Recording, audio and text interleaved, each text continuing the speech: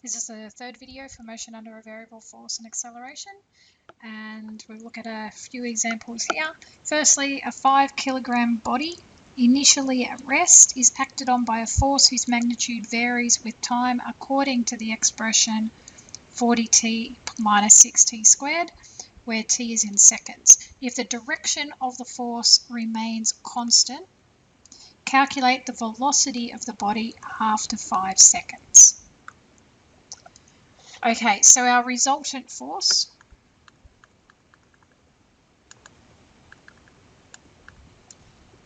would be equal to ma,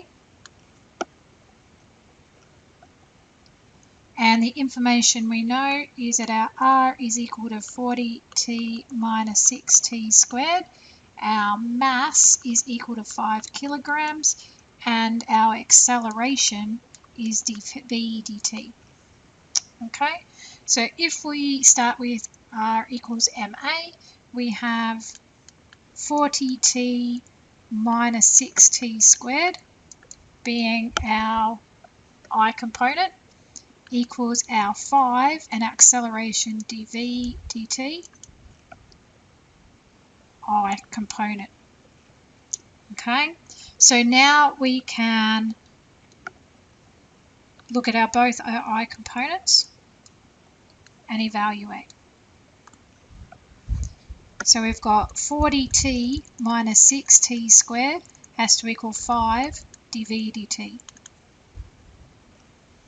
Okay, so rearranging, dv dt has to equal our 40t minus 6t squared all over 5. It's pretty dodgy 5.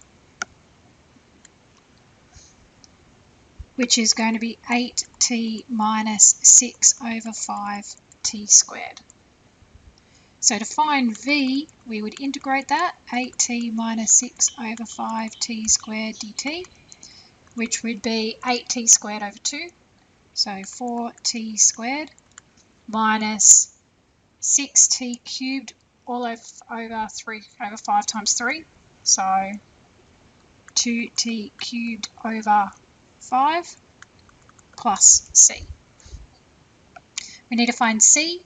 It tells us that it's initially at rest. So when t is 0, our velocity is 0. And if we plug that in, that means our c is going to be 0. So our velocity is equal to 4t squared minus 2t cubed over 5. And it's asked us to calculate the velocity after 5 seconds, so t equals 5 seconds. So our velocity is going to be 4 times 5 squared minus 2 times 5 cubed all over 5, which is equal to 50 meters per second. So therefore, velocity is 50 meters per second after 5 seconds. And looking at our next example, a particle is moving in a straight line. So it's in a straight line, no changes in direction. Observed to have an acceleration of 5 minus 2x, where x is the displacement at time t. Find an expression for the velocity of the particle given that v equals 4 when x equals 3. So our acceleration is 5 minus 2x, and we know our acceleration is v dv dx. Okay, so that means that v dv has to equal 5 minus 2x dx. I can then integrate both sides, and I get v squared over 2 plus c equals 5x minus 2x squared all over 2, so minus x squared. I don't need to put the c again because I'd have a constant on either side, so I'd move so those constants can combine. Okay. Another thing, if you look at the textbook, this example comes from QMass page 384, example 2. They introduce a new equation, and there's no need to do this. You can use that v dv dx equals a, and you don't need to learn a new formula. So I am doing this different to the textbook, just in case you look at that. Okay, so now I need to find c, and we're given that x equals 3, v equals 4. So I can plug that in, so 4 squared over 2 plus c equals 5 times 3 minus 3 squared. So 16 over 2 is 8. 8 plus c equals 15 minus 9. 8 plus c equals 6. So c has to be negative 2. So therefore we have v squared over 2 minus 2 equals 5x minus x squared. So v squared over 2 equals 5x minus x squared plus 2. So just taking that minus 2 to the other side. Times everything by 2. So v squared is going to be 10x minus 2x squared plus 4. So that means our v is going to be plus or minus the square root of 10x minus 2x squared plus 4. But we only need to look at the positive square root. Okay? But v is greater than 0. Okay? Because the initial conditions provide for a positive value of v. So therefore, I should say greater than or equal to 0, v is equal to the square root of 10x minus 2x squared plus 4. One more example, 4 kilogram mass is acted on by a horizontal force measured in newtons, whose magnitude is given by, if initially the mass has a velocity of 8 meters per second, calculate the velocity when t is 10. So r equals ma. So that means 3e to the negative 0.1 t plus 2t I has to equal our 4 times by dv dt, which is our acceleration, I. So we can now equate our components. So we've got 3e to the negative 0.1 t plus 2t equals 4 dv dt. The 4's are going to cancel.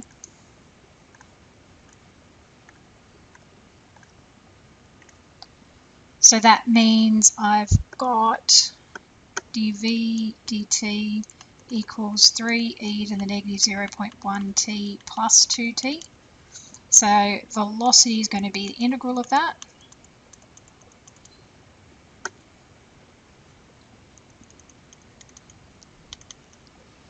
Which is going to be 3e to the negative 0.1 t divided by negative 0.1 plus 2t squared over 2, so plus t squared plus c,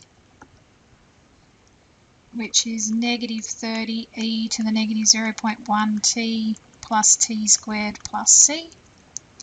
Now our initial condition, t0, v was 8, because that was our initial velocity. So 8 equals negative 30e to the 0 plus c. So negative 30 times 1 is negative 30. Add to both sides, 38 equals c. So we've got velocity equals negative 30e to negative 0.1 t plus t squared plus 38. It asks for the velocity when t is 10. So when t is 10, our velocity is going to be negative 30e to the negative 0.1 times 10, negative 0.1, plus 10 squared plus 38. Going to your calculator, that's approximately 126.96. So therefore, at 10 seconds, velocity is approximately, running out of room, 126.96 meters per second.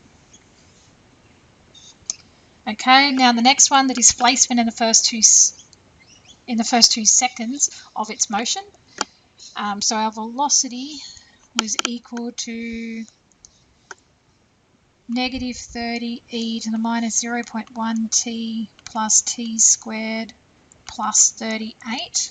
So our displacement, we'll do one step further, v is dx dt, So that's negative 30 e to the minus 0.1 t plus t squared plus 38. So to get my x, I need to integrate.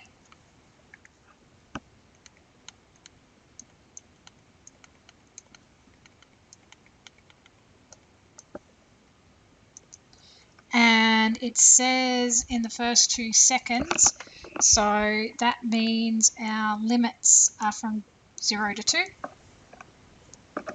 So this becomes negative 30 e to the negative 0.1 t divided by negative 0.1 plus t cubed over 3 plus 38t